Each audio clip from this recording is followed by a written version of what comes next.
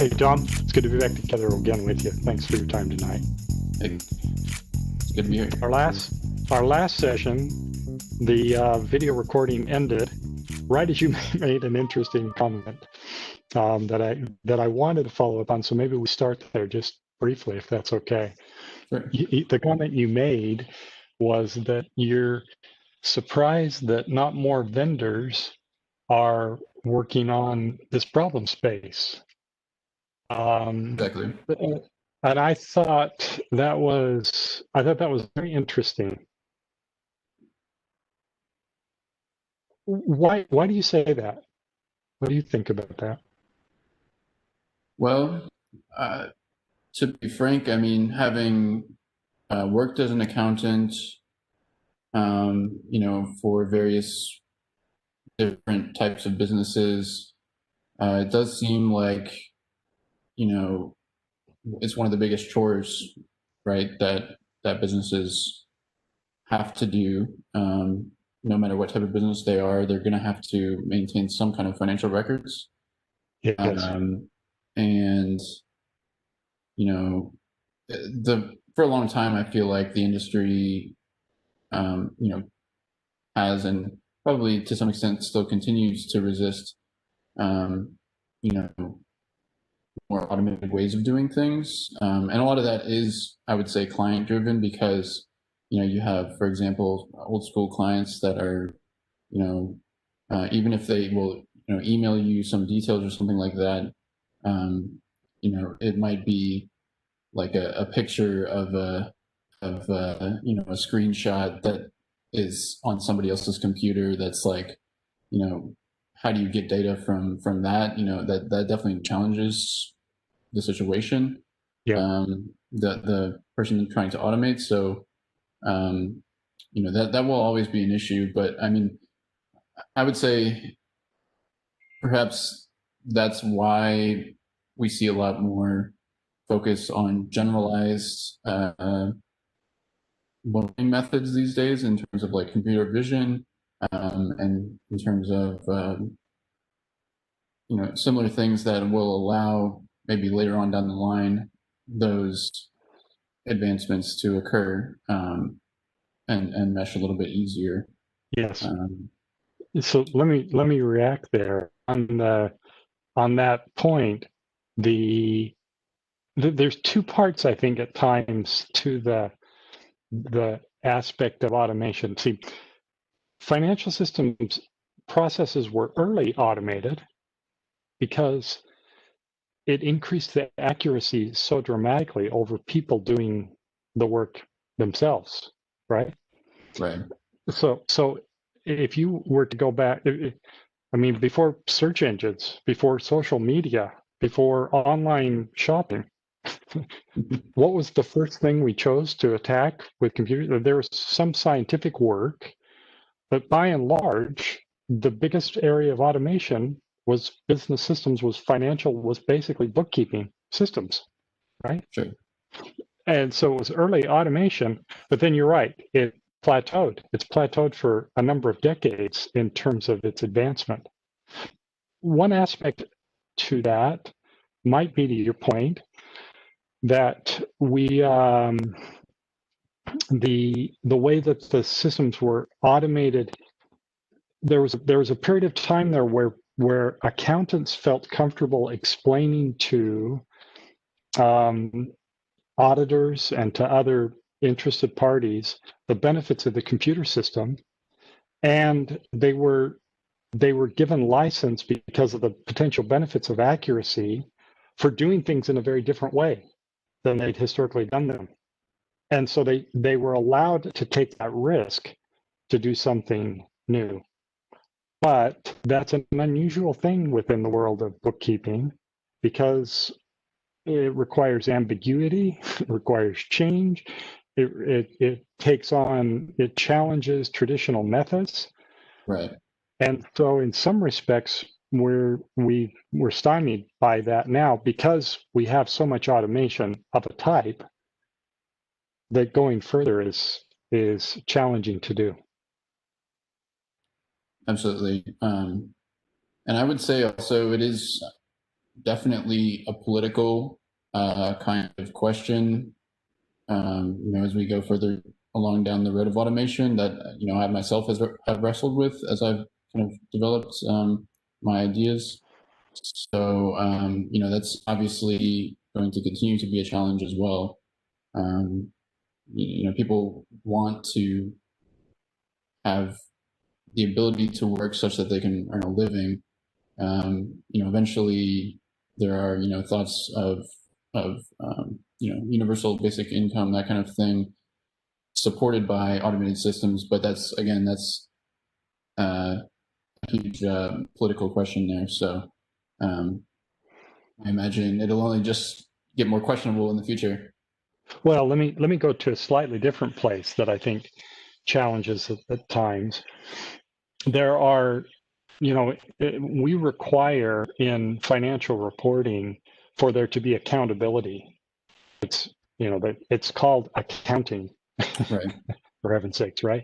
It's about being accountable for things. So our computer algorithms that are employed in that space have to be deterministic.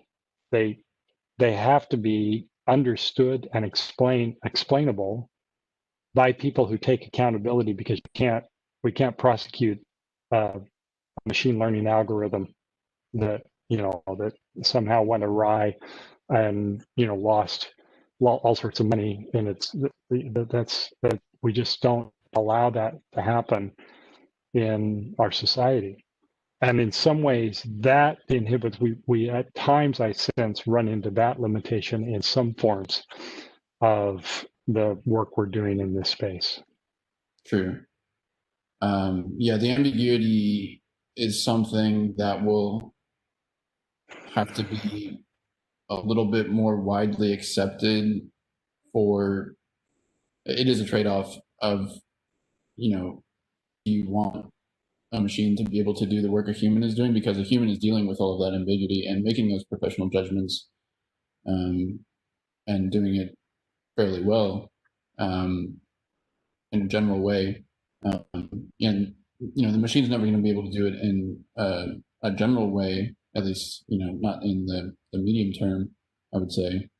Well, let me jump in there again, right? You see cases of this in the medical field where it's clearly determined that the machine advises, but the machine does not take responsibility. It's always advising, and it makes transparent. As long as it makes transparent what it used to develop its recommendation, then you can get around that sort of a constraint. You just have to have somebody that will take responsibility. And to your point, right, there are lots of activities that go on in finding out about data. I used a couple of times, I've used your professional experience of consistently having to come to understand a new customer's data, understand a customer's perspective from their data, Right. and having to do that over and over and over again. Right. Having the machine help you do that efficiently, but also making transparent to you how it, what it did to do that, just informs you. There's nothing inherently wrong in that. I can't see. Right. Yeah, and I never intended this particular idea to be, to be making any kind of decisions. I think I might have said that, but I definitely more intended it as an informative tool to assist humans in making their own decisions and learning about things that they would have already learned about. I will say though that like the output, for example, of a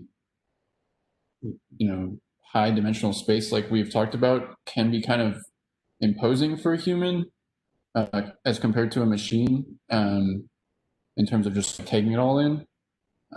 So a lot of times things will just be thrown away when you're trying to translate it to something usable, like human readable, which is good. I mean, we don't all have time for everything, and not everything is necessarily useful in the context of a new entity. So I guess I should share my screen here. Okay, I like that. I think we were talking about last time a simple transaction in which a agent was delivering something, changing control of something to the entity, and then looking at it from a observable perspective. Within the system, you can see these accounts potentially. Like this is just one example, right? Tom, let me restate. You're right. You're reminding me now. We talked about the difference between efficiency and recording as an aspect, right? Where you're grouping together a bunch of debits to be efficient in the recording, when in fact it inhibits understanding of the transaction because there was no grouping of the actual business event. Yeah, right? Exactly.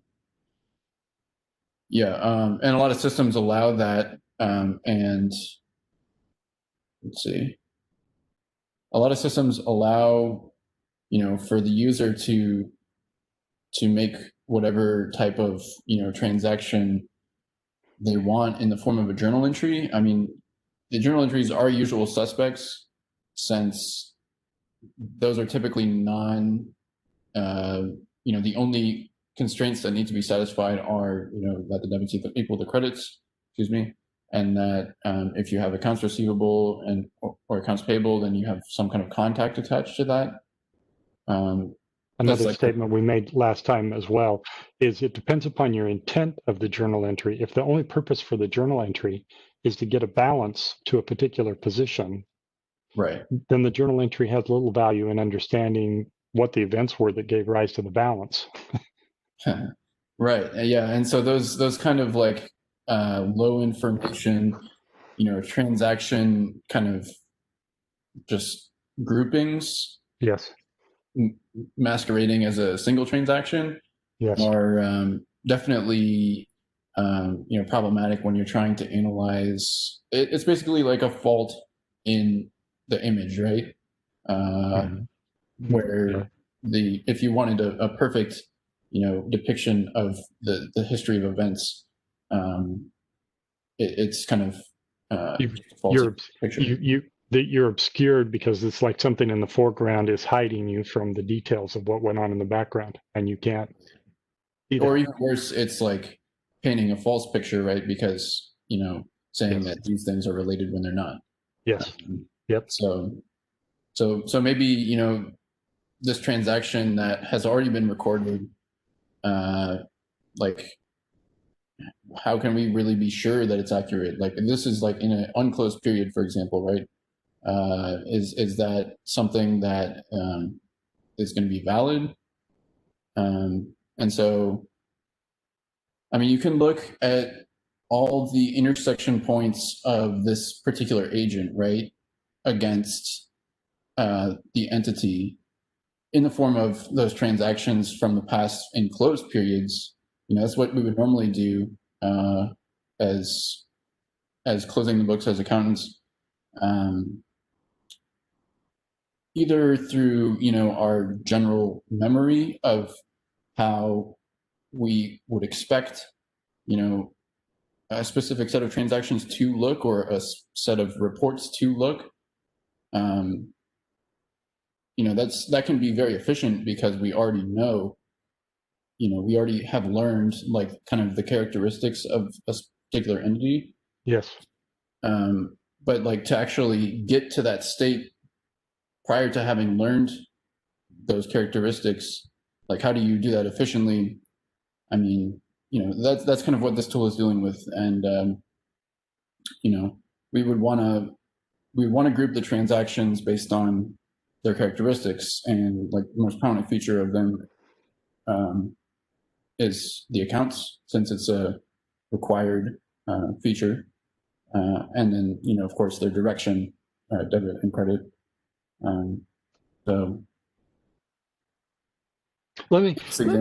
Tom, you're triggering another discussion I had today, where where the arbitrary distinction between transaction capture and analytical process gets in the way of it allows us to simplify the computer system requirements involved, because we can do the simple thing of getting the transaction recorded without having to think about how it's going to be represented in some analytical process.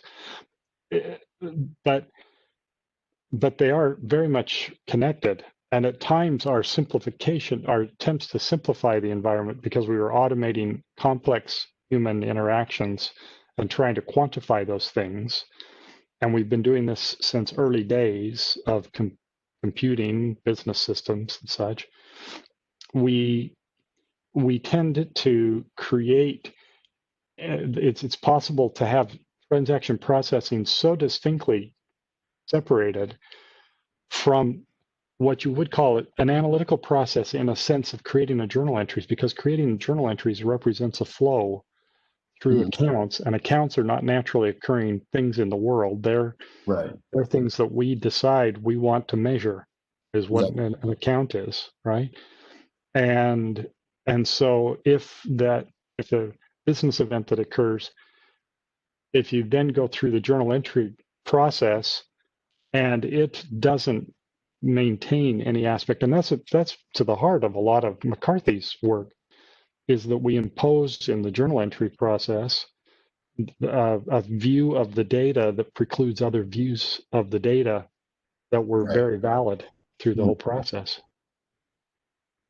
Right. And yeah, I would say it should be considered the analytical side of things on entry at the very least, because from my perspective as an accountant, I would, my first source of truth for how things, so to speak, work is in a particular entity is, what has been done in the past. Yes. And let's say if you have previously, been using some automated system that, oversimplifies, or so to speak, the data, the actual, relationships that are going on, it can lead to a very, I guess you might call it overfitting a little bit. Maybe that's not the right term for it. Overfitting in the sense of you're just putting all your eggs in the basket of like, let's do this efficiently, and then like it doesn't actually capture the full relationship, so it's less accountable, I would say. Yeah. So, and but okay, so but I want to go back. These aren't new problems per se. I mean, like of course not. Yeah. McCarthy was noting these kinds of problems in 1980, 82, right? What, from your perspective, has changed that means we should be able to deal with these in a different way now? I mean, obviously, we do have more computing power these days. It is cheaper, and storage is cheaper as well. I would say the techniques involved in and being developed, currently, that are enabling a lot of advancements in other fields, like neural networks, and that kind of thing, would allow some of these, like the more uncertain pieces, to kind of fall into place, I would think, just because, I mean, that's what they're for, is like they learn particular configuration. So what you triggered there, what you triggered there is, wouldn't it be nice to have our computer warn someone to say, listen, the configuration of this journal entry just does not appear to represent some understandable underlying business event? Yeah, absolutely. Yeah, exactly. That's the kind of thing that I think this would also support, because you don't have to wait necessarily, to be running this process. Like you could run it instantaneously. Yes. Upon entry, or prior to entry. And you could also use it to, refine existing transactions if it's determined that, some set of transactions is seems to feature a lot of information loss. Is it valuable to go back and actually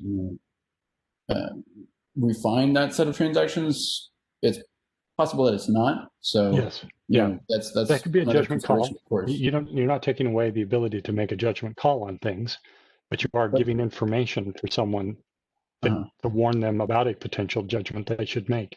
But if the probability associated with a certain relationship that is inferred from a set of transactions is great enough, why not try to apply it? It does get into that uncertainty a little bit, and it does. I can understand why people might say, like, might shy away from this kind of thing for the reason that it starts to become potentially dangerous to history, so to speak. Yeah. But like, it's starting to become such that we can rewrite a little bit easier than we thought. I think when we can store a lot more data, we can analyze those relationships. I don't know. I would think that that's like pushing it a little bit. I was only trying to make the tool to evaluate whether a certain history was valid, or was probably valid, I should say. Yeah. Okay. So Tom, let's go back kind of the premise of these. That this is kind of our third recorded conversation, I think, Sure. right? It began with you having independently undertaken documentation and then thinking to net down a lot of complex thoughts around accounting, understanding accounting, the purpose of it, and how to make it more efficient, and how to make it better inform people of more aspects of understanding the individuals involved in whatever's being recorded, right? Right. I asked you if you wouldn't, through to help me understand that paper through breaking it down, and you've done that well. I feel like I have a much better perspective on the kind of your thought processes around it, your unique insights around this process. The thought I wanted to go to next was, what do you think is next from this? Where do we take this? What would we do around this to advance this and increase the thinking, to draw others into? I mean, that's going to be the question for you. Let me give you one comments you think about this, right? Because financial systems were automated early, they have also developed a reputation as legacy systems. And in some respects, bookkeeping is out of favor as a basic domain of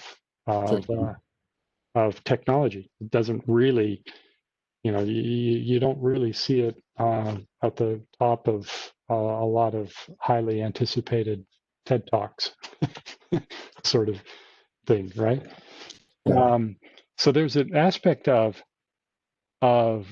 explaining to individuals that are highly talented in this space why this is valuable and why it could be useful. I think we've done some of that, but it's probably been a bit long-winded in our discussion. Someone's going to have to be fairly detailed into the domain to understand what we're talking about. But that's one aspect of this problem, right? How do we take this forward into the next phases? Well, I mean, there's plenty of paths that I didn't really cover here, where, for example, I think I mentioned maybe one time or another that, this queue doesn't necessarily, if we're looking at a set of transactions, this queue doesn't necessarily have to be the same queue. Maybe we're misinterpreting that. So there's a needed kind of problem of figuring out, is this the right agent? And that might involve, looking at this data and saying, well, based on these transactions, this one is more associated with that. And that might be kind of circular logic a little bit, but when you're working with limited data, you can only do so much. I think also, definitely pre-training and kind of a more global approach than just looking at a single entity is the main thing, because that's one of the big powers of accounting, I think, is that it is so universally applicable, and that's what I think is a little bit so interesting about it, is like it's kind of like language in a way, where it's the kind of distillation of concepts into something a little bit more concrete. So that's why it's always kind of interested in me, and I guess that's probably why I started down this path. No, I like because that. this accounts, like, literally they could be anything at all. I mean, obviously, we have this concept of currency, but it's, I would say, continues to change, and all these things here are, it's up to, I would say, the viewer to some extent what these things mean. So that's interesting. That the thought you trigger through those points there, Tom, make me think about that. There's an aspect of a societal trend that is impacting this problem space as well. It's the issue of privacy versus transparency that probably gets in the way of this problem in some respects as well. Oh, yeah. We talk a lot more recently in the world about privacy, it seems to me, than transparency. But if you go back to Luca Pacioli in his original book, that about bookkeeping, the section of the book about bookkeeping, he talks very early on that bookkeepers have to be ethical people.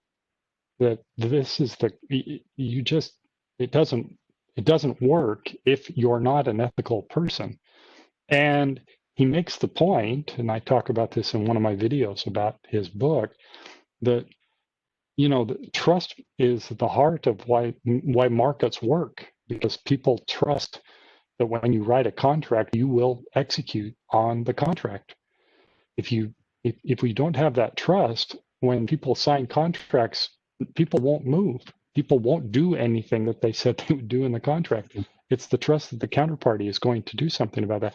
That trust is an element of transparency. And if we are willing in some respects to increase transparency, we gain efficiencies that can't be gained behind hidden walls and such. So there's some aspects of this where we have stopped in the enterprise at divulging data because we're concerned about what that divulged data says, when in fact, the divulged data will make clear what the enterprise is doing. And if the enterprise is doing the right things, the divulged data should make that clear and should help the enterprise move forward in doing the work it's trying to do. Absolutely.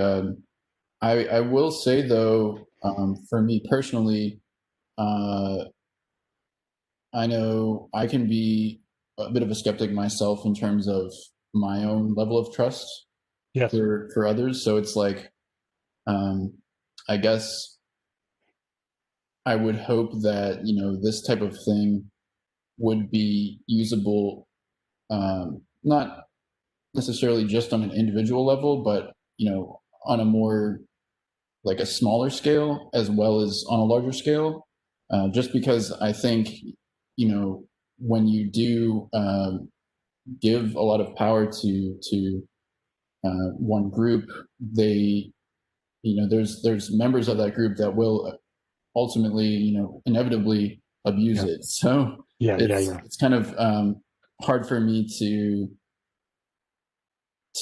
necessitaely trust everyone, and I don't think everyone should be trusted. But and then the rights, you have to have, others are working very clearly about our rights to our data, and there are a lot of aspects where we really don't have the rights to our data. It's owned by we engage in the transactions, and the rights to that data are owned by others, when in fact we should have much greater control over that. So I'm not, by transparency, I didn't mean, giving away the information, but if you deal with some of those issues around ownership and you have control over those things, there should be benefits that can accrue for increased transparency if you're willing to do that. Right. Yeah, I would say my analysis level was more on the internal side, or at least it's tough being a bookkeeper sometimes because your customers are external to you, but simultaneously you have to understand their internals. So yes. Yeah. So I guess that is kind of an interesting kind of thing that we both share in our philosophy. I did want to point this out too. Okay. This is just the next kind of development in that diagram. So let's say, we did have this bad data, right? And we had some null values for the contact where we would very likely have that in a lot of cases, since there's no enforcement on a lot of accounts to have a contact attached. It just stands to reason that, let's say these are the only transactions in the system. This is just a simple example, but these are the only transactions in the entity that affect these accounts, and this is the only contact associated with those accounts, then it's possible, not inevitable, but more probable that these unconnected accounts or transactions that are affecting those accounts would be associated with that contact. So it's just one example here, and then if you had another set of transactions that were affecting, maybe let's say this was a different account, then you could ignore those for the sake of the analysis of this contact. Yes. So what you've brought up there is the inference based upon where you have better data causes you to infer things that aren't true of the lower quality data. It has But nothing actually, to do with this. I did intend to call this one physical equipment. The difference here is that this connecting account, maybe this is a different bank account or something like that. Yeah. In that case, that's another possible link that makes this relationship more probable with this contact versus, this account. It makes it slightly less likely. Yes. Okay. It's less of a probability increase, but still it's there. So I would say for analysis sake, we should talk about it. And let me also bring up, I know you don't like the math part as much. No. Not that I don't like. It's that I'm not as articulate. I'm not as naturally programmed to think that way. But I very deeply respect it. It's a beautiful language. It's a beautiful thing. I prefer it only for the reason that it's, I think, a little bit more compact. Yes. For example, because you can kind of pack a lot of concepts into, like, you can just call this thing, this is a, for example, account type. This is the account, and this is a transaction set. This is the set of accounts and the set of account types. And And then so this symbol here is a join, full outer join. So basically this is saying this giant hunk of data that is joined, all throughout itself. That basically represents, as you go backward in time, the image of the entity. Yeah. Okay. It's just another way to say it, right? Yeah. Okay. No, I get it. Awesome. Yeah. And this Q is the contact. This J is the processes. So that one's a little fishy. I would say there's more stuff to be done there.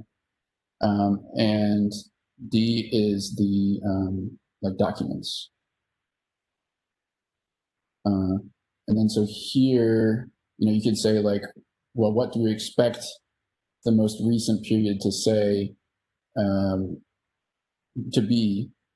We could then average out, over the previous periods, that kind of giant set, and then like just increment it, as we expect it to be, based on the characteristics obtained from that previous analysis. But that's based upon you can't project outside the relevant range, or another way said, in accounting, it's a going concern. Right. History will be continuing, that there's not some major change in status, but.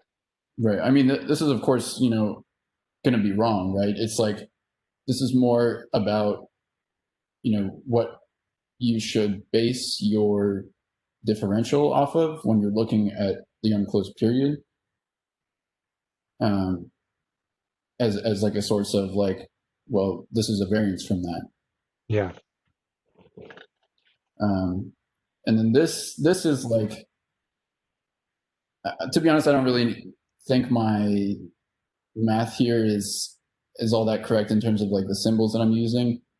I was just trying to express basically this real concept of the entity as it exists in reality.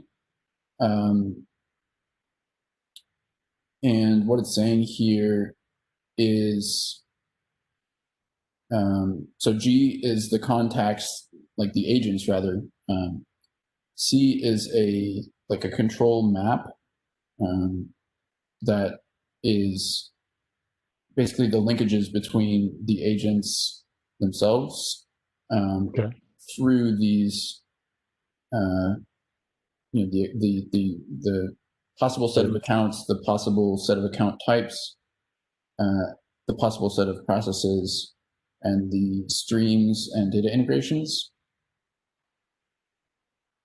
So that's like as it exists, and then for the future, or the marginal change that you could expect on that real version of the entity rather than the recorded version, you would have to examine what you expect from the real elements involved, rather than just what currently exists. Because like, you have the set of all accounts, right? It's like, if you're an accountant and you need to record a new transaction, then you're going to need to potentially use an account that doesn't exist yet in the chart of accounts. Yes. For that entity. But you can also use an account that has already existed to you in other places, right? I mean, that's what you probably would do. So that's kind of what this means. And obviously it's impossible to think about an infinite number of possible accounts. What this boils down to is like the rule of thumb, so to speak, of like what is a standard set of accounts, or what is a standard set of account types, and like where does this entity fall with respect to those standards. And those standards can be different for whatever observer is trying to make this analysis. Yeah. Yeah.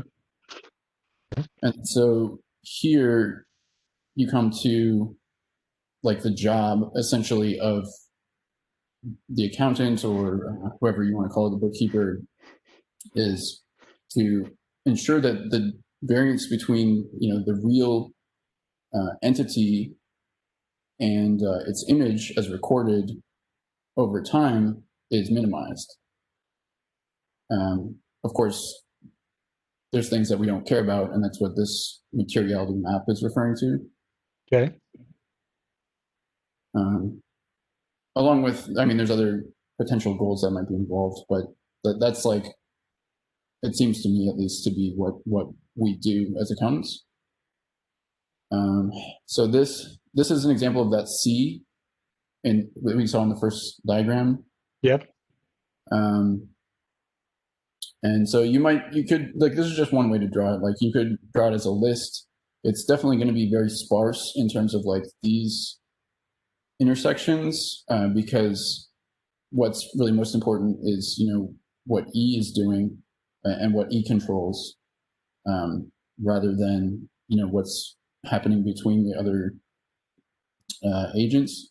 But it is possible that there are control relationships that will occur, or exchanges that will occur between external agents that will affect the recording of, of E. For example, if we were to try to resolve entities, like let's say there's a company that is purchasing another company, and that company being purchased owes a debt to us, E, or to E rather. In that case, we would want to recognize that control change such that we can subsume the control previously owned by the purchased entity and record appropriately when the check comes in. When the check comes in with a new entity. So Tom, this one, I followed you thus far, but this one hasn't quite. I'm not quite understanding what point you're trying to make here, because it's an intersection. It's an activity intersection between entities, if I'm understanding this correctly, right? So this diagonal here is kind of implying that if you owe to yourself, basically that's something that you own. Right? It's like, that's like a state of like, there's no direction there. But if it's outside of that, then it's going to be eventually expected to, the control exchange is going to collapse into one of those diagonals eventually. This one, you got some thinking in here that I think I had mentioned. This is kind of close to the heart of, like, because this is the concept of the entity as it exists, right? Is like, yeah, it's not as it's recorded, but as it exists in reality. Yep. Yeah, it's kind of a weird way of thinking about it, I would say. Maybe not all the most useful for analysis purposes when you look at it like this, but it's like, because it's like the heart of the join. It's like, I don't really know any other way to shake it out, I guess. Like, this just seemed the most natural to me, but if you have a better solution, I'm happy to hear it as well. No, boy, and I guess I'm struggling. So you've taken in the prior formulas, you're giving a bit more concrete example to the prior formulas here, if I follow correctly, right? But it's only dealing with, and we're focused on entity E, right? But we're learning from entity E's data the relationships it has relative to other entities, right? Right. And I would say this, like, this isn't something that you would look at to analyze. This would be closer to the results of the analysis, Yes. um, to determine like a state, right? Like, it would be helpful to know that this kind of control exchange has occurred or continues to occur But between E and BB. but okay, I'm not understanding the difference between, for example, the red under CCE, the bottom second column, that Yeah, that first yeah. I entity. probably could have written this a little better, but it's saying that the agent at right E owes to the agents below CC. So E owes $1 million cash Okay, to this and agent. then on row 2, far right, under CC, that perspective is what? This is CC owes E this Okay. amount. Okay. So you're dealing with the duality view Right, thing here. right. Ah, Yeah, and and this is just one way to look at it. I like tables, but obviously it's not like that's not necessarily. no. It's That's you don't have to apologize. You're challenging. It's a challenging. A computer certainly wouldn't represent it this way because of all the empty space that would be irrelevant. You know, Yes.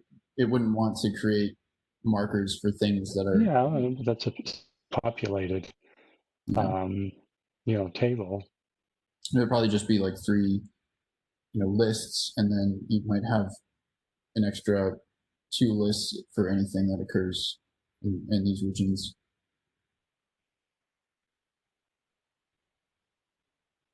So, I mean, This, the thing that you're causing me to pause here, right, is McCarthy's in his latest monograph. He goes to the point of shared ledgers, right? And mm-hmm. we're talking about this under the auspices of the sharealedger.org sort of work. I started calling our discussion the academic section of sharealedger.org if others wanted to join and discuss these kinds of issues around shared ledgers. So where you're getting to in this is it's a way of thinking about what the shared ledger would represent between these different parties. Right. Because you can see that there, right? You can see both perspectives embedded in the single table. Yeah. And also, I guess it might be kind of interesting to think about is like if you were like, let's say E was actually CC, for example, then this whole kind of scenario would be a little bit flipped Yes. on its head because you'd have to not necessarily change it space wise, but just say this is this relationship would no longer matter. This relationship would no longer matter. And then so all these new agents probably would join, that kind of thing. Yeah. I'm going to mull that for a little while, and there's going to be a time where I run into a problem and I say, "Oh, that's what Tom was explaining to me." I can tell. So this is definitely more mathy, but we've already covered this actually. This is the process of finding the average relationship between just one debit and one credit, just in a set theory kind of form. Yep. Here. So it's saying take the transaction set as it exists as recorded, and then take the mean of that, or that's the way I was thinking about it. And this is a rewriting.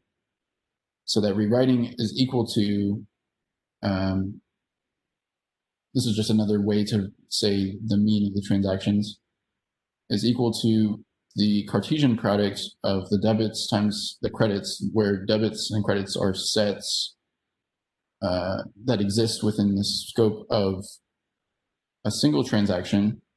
Okay. So like this is, each I is a single transaction.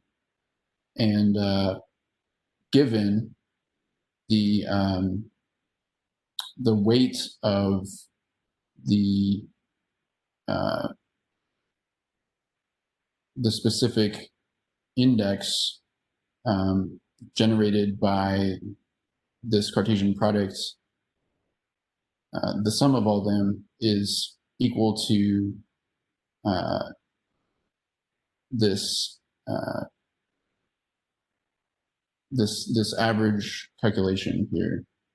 So what this says is the weight of the first debits times the weight of the first credit divided by the total transaction weight, Yeah, is going to be equal to that debits, that linkages amount, basically, for the end result.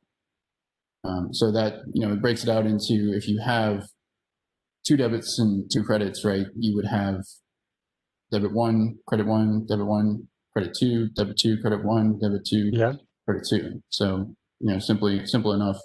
And then you just apply that formula to get the average. And of course, as we know, that's potentially going to give you false edges. It's going to give you maybe some misleading data. yeah, but yeah. it also allows you to kind of make it a little bit more atomic and aggregate. Yeah, So, it's going to give you a set of perspectives on the data to get you to better understanding of E's overall, position. What the activity really meant. It's a part of the data that you would have to analyze. right. And we talked about this too, where No, I want to go back for just a moment. But when I use this result set, what types of things will I be able to understand from this result set?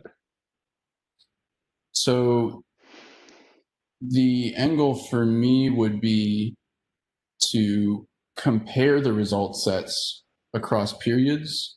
Yes. Well, I shouldn't say end goal, but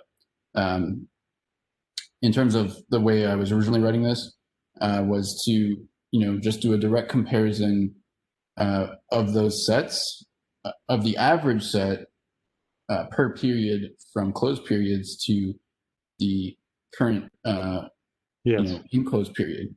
Yes. To see where the variances occurred, and then backtrack based on the variances that occurred to see what transactions created those variances. Yep. Does that make sense? Yes, because it goes to the heart of many of the analytical processes of auditing, is that we look at the balances, assume the trends. If the balances are understandable at the ending period and the beginning period, and the activity, then the activity is consistent, that's resulting in those ending balances between periods. So it's a quick way of analyzing that to understand what is the changes, because changes are the areas as an entity's activity is growing.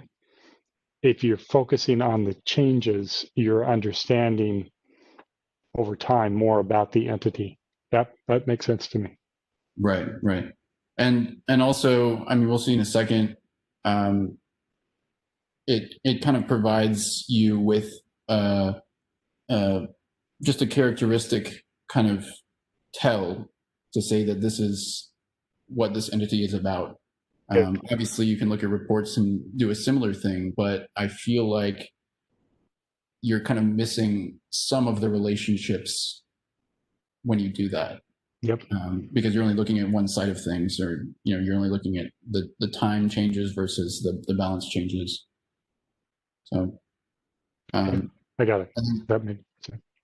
and then so this is even more set stuff, but this is what we were talking about the false edges, where we want to find transactions that are probable minimal transactions as exist in, just giant journal entries. It was kind of hard to find a way to express this, but basically, and I was just saying it was another rewriting of the graph from before applying the mean rewriting, applying this minimum rewriting to say take the power set of all debit and credit line items. And so what that is like if you have 1 and 2, the power set is going to be composed of just 1, just 2, and then 1 and 2. So it's all the sets that can be created from a given set. Okay. Including the set itself and the empty set. But in this case, it doesn't really add anything to consider the empty set. So you take the product of those, but then filter that product by only those results where the weight of that specific line item, the debit line item, together with the weight of all those composed with the weight of all the credits, is equal, such that it is a valid transaction under accounting rules, and also that the that this end result, whatever set of sets can be made, will approximate the original transaction. Does that make sense? Yeah. I think I need to have you step back again to give me. So we're looking for false edges. You'll have to explain that to me a bit more. So the false edges being, in one example, we could say a journal entry is created with, 4 debits, or sorry, four line items, 2 debits, 2 credits. Yeah. And then so we have each line item is a very unique amount. So we have like, but they're unique only within their own side, right? So it's like you have like 1 million debit, and then you have like $2 debit. Yes. On the other side, you have 1 million credit and $2 credit. So composing those, into a single, aggregation might be misrepresenting, and it might be the case that they're completely separate transactions. So this is recognizing that it's very possible that we can split those up before we start the other rewriting. Yeah. So you're attempting to detect within the set of data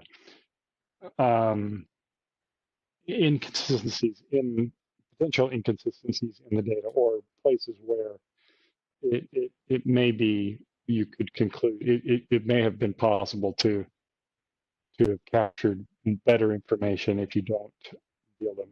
Right. And but not just inconsistencies that are validly separable.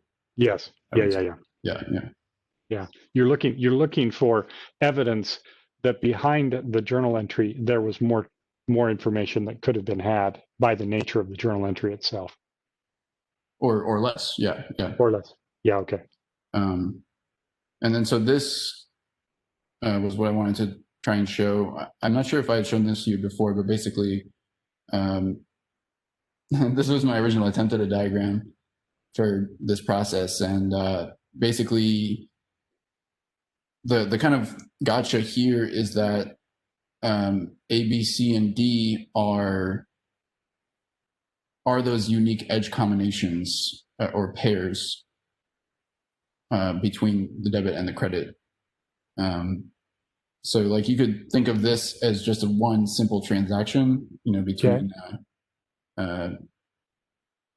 cash and sales or something like that. And then this one is a little bit more complicated, right? Because it accepts two pairs. One thing that I didn't really talk about though is technically, you could have a very complicated transaction that has like millions of lines, but if, on the left-hand side, there's only one account, and then the right-hand side, there's only one other account, or even the same account, like in that case, when you roll it up, it's going to look something like that, at least in terms of this process. Yeah. So perhaps another avenue of exploration would be, how can we fit the, other data fields involved, like the description, for example, if it is featured into, this analysis, or Yeah. how can we further break it up on the value of the line item, for example. But does this make sense though? Uh, boy, you've taken me a long ways down.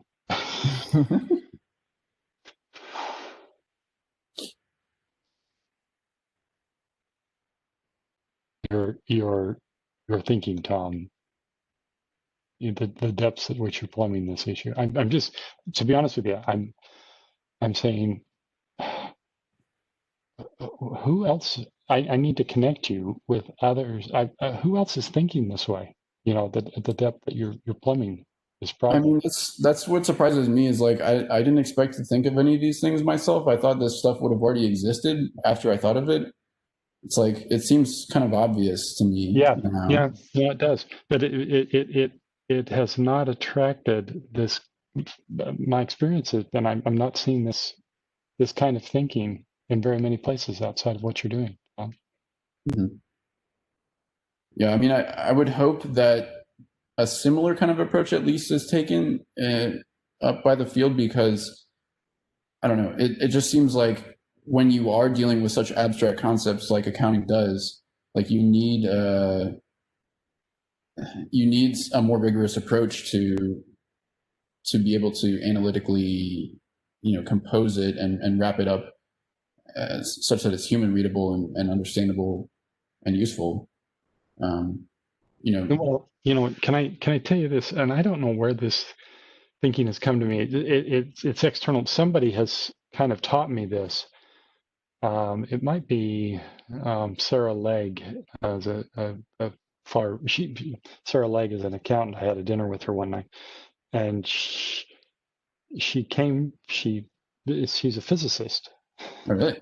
Wow. Yeah, and then she became an accountant.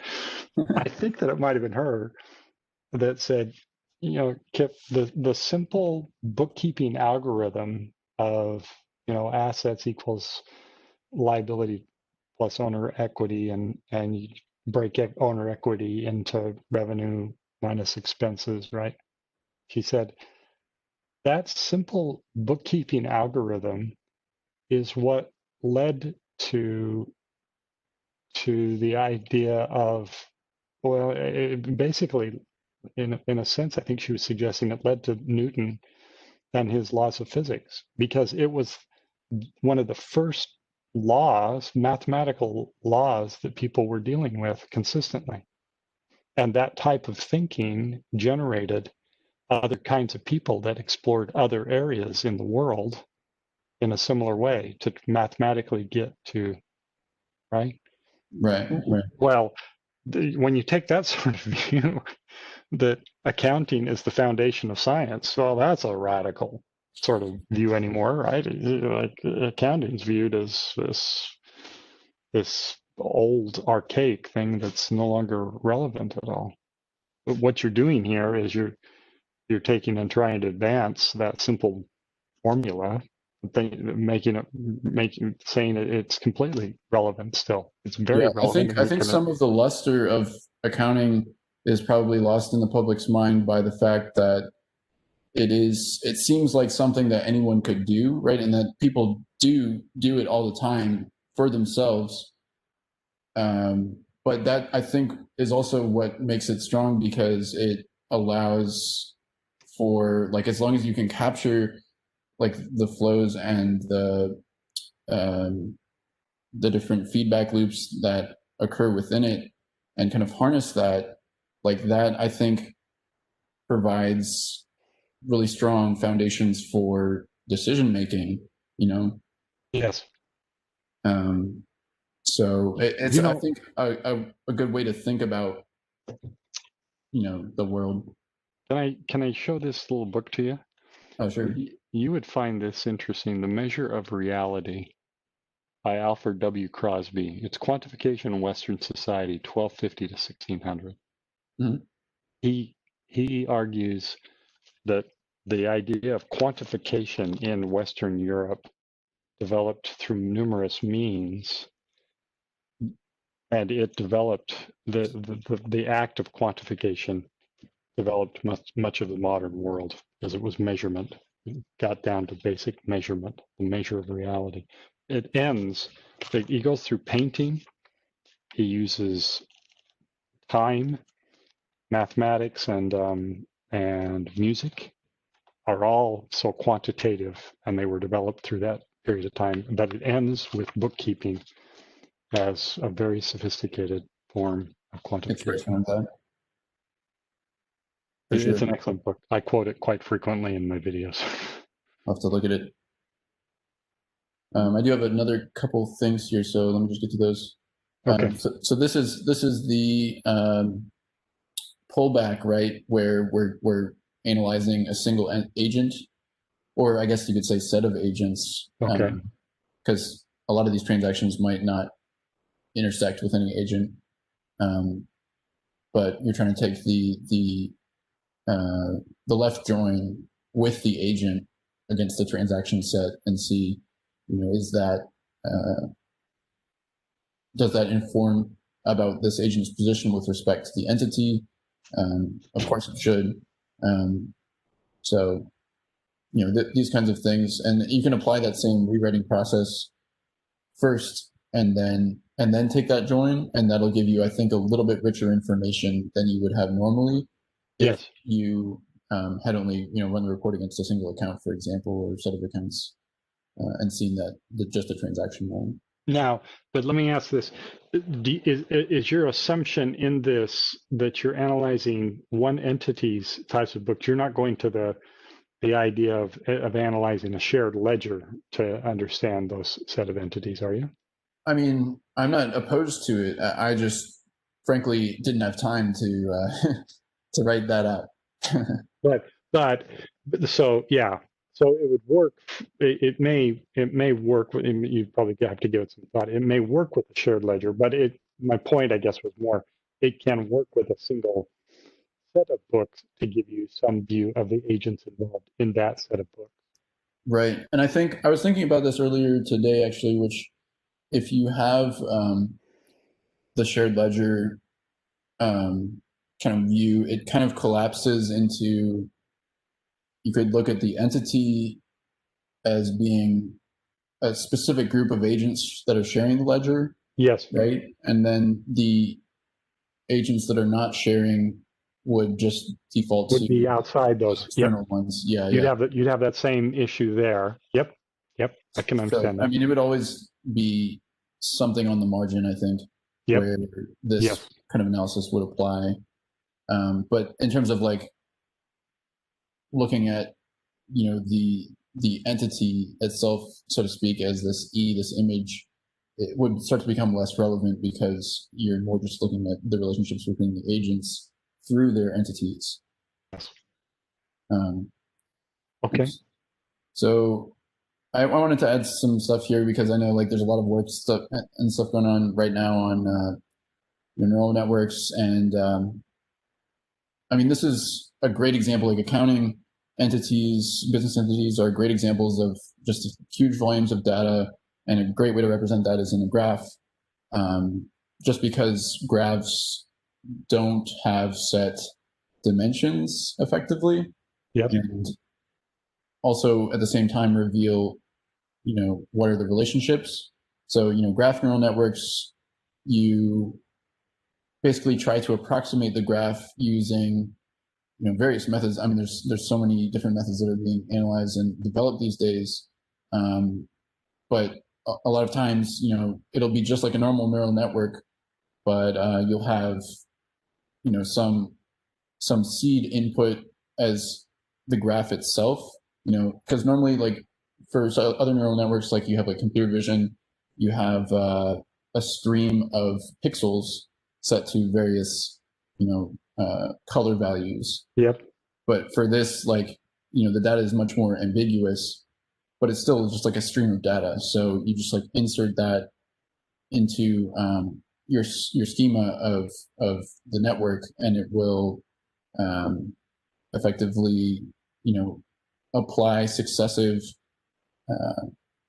changes to the graph such that the output is something different, and then compare that to what the output should be. So this is like effectively, you're trying to see, like, am I recording these books correctly for the unclosed period, right? Yep. Does the new graph match what I expect based on like previous activity, or based on probably a lot more data would be needed for this input to find that output? Same. Yeah. There's a lot of work on this stuff being done. GNN is graph neural network. Yep. So. And it'd be interesting to see. Now, I'm not, just I said earlier, I don't know who's working on this phase. I personally am not in an academic setting, right? I'm a consultant. It'll be interesting to see if we're able to touch people through some of our sharing of this stuff, find those that are working in the space, because I suspect there are more in the academic sphere than I'm aware of. Right. Yeah, I'm sure there's a lot of people, like yeah, like I mentioned before, I've been surprised that there haven't been more people working on this, at least openly. I will say, like, a lot of these things are, especially as it applies to business, probably people wanting them to keep them a little bit proprietary. And I guess for me, I've been less of that opinion, but I do understand their reasoning. Yeah. Well, everybody has to eat every day, so there's. I would say probably the best example of a graph neural network is PageRank, which was the original algorithm that was developed by Larry Page to create Google. Yeah. Which, as everyone knows, is the world's most popular search engine. The internet is a graph. It's has undefined dimensions, and we can represent the relationships between the nodes as links. So that was one of the things that helped me to kind of come up with this idea a little bit. Yeah. You can think of accounting as the same way with transactions, but the problem is because it is a bar graph, it has that structure of, if you're just looking at a single entity, you have to consider the entity's position with respect to the external agents. It complicates things a little bit. So that's I ended up not using a PageRank type algorithm, but it was possible to add some stuff. And I think there are definitely other algorithms that should be used that are probably more efficient than what I've displayed here today. But that's another avenue for future research, I guess. Okay. Yep. The reaction I have to that, just briefly, I said a number of years ago,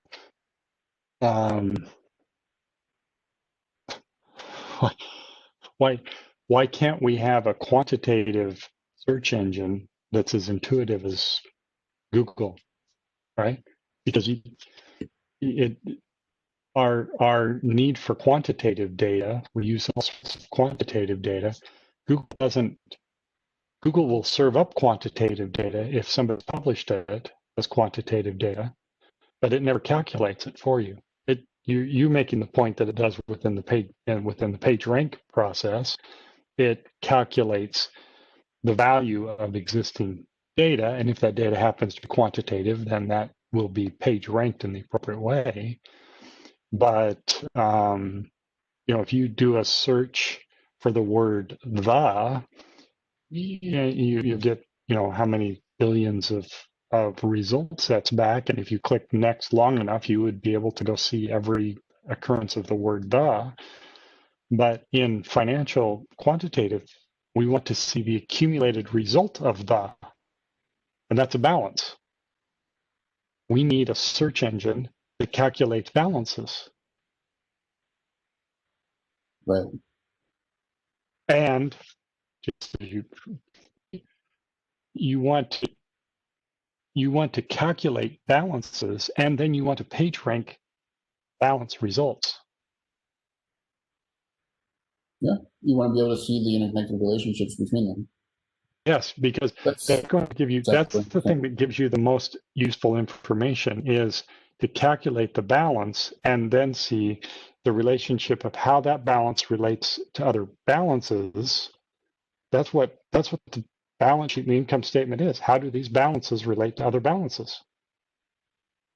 But in that, it's further aggregation that loses some information. Yes, it does. And so that you don't want a Yahoo, but somebody has today. Accounting processes look a little bit more like hierarchical, trying to organize the world by some predetermined set of categories. I want a dynamic process that allows me to ask a question, right, see those results, page rank those results, and then drill into those further. It does challenge, I guess, a little bit my working within the constraints of exact cover and resolving entities where perhaps we would want to keep entities unresolved for the sake of differing searches, so to speak. Yes. If that makes sense. Yes. And taking back to my analogy there, we don't, you theoretically could build a quantitative search engine from the transactional data, but the problem is the act of quantification, building balances, consumes huge amount of computing capacity.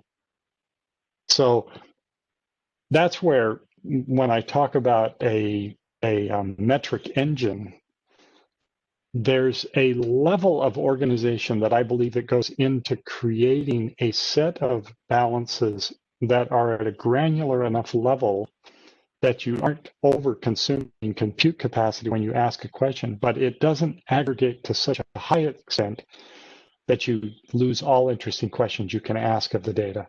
And the premise that I've had for this working premise for a number of years now has been that aggregation level, I don't know that I said this in a video directly. If you think of we maintain a unique identifier in all of our accounting subledgers. That unique identifier typically is at a entity contract level that you maintain, and in accounts payable, it's the vendor. In accounts receivable, it's the customer. In inventory, it's the inventory master item. And the payroll system, it's employee. That kind of entity aggregated, it's not that you don't want just one number for an employee. You want an employee, and you need a chart of account set of buckets for that employee. So it's a set of rows that are the things that you want to be able to track for that employee, and that's going to be predetermined. Unfortunately, our computing capacity, until we get to quantum computing perhaps, isn't such that we can do everything from the transactional data. You have to predetermine those buckets of things that you want to keep around that particular entity. And it's not just entity, it's also contract level, because my relationship with the bank, if I'm an entity, I have multiple contracts with my bank, and I want to see those individual, instruments, contracts.